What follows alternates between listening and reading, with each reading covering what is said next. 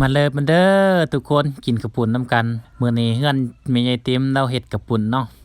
เนื่องจากว่าเราลูกสาวเราถือเลขเราก็เลยมาจัดกระปุ่นมื้อนี้เนาะทุกคนนี่สาวเราพาเงินมาให้แต่ไทยเนาะเราก็จัดกระปุ่นซะเลี้ยงเอื้อยน้องเราเลี้ยงลูกหลานเราเนาะนี่มาทุกคนกำลังลงมือเลยนี่แซ่บๆน้ำกันเด้อส่วงนี้ก็ฝนตกดินเนาะบ่ได้ไปไสเนาะ เฮาก็มากินกับปุ่นอยู่เฮือนเล่าคือกันเนาะนี่แซ่บๆนำกันเด้อมาจวดอาจสิมืดแน่เนาะทุกคนเนาะเฮาก็มาจัดกันเด้อเนาะบ่สนใจเนาะแซ่บอย่างเดียวเนาะทุกคน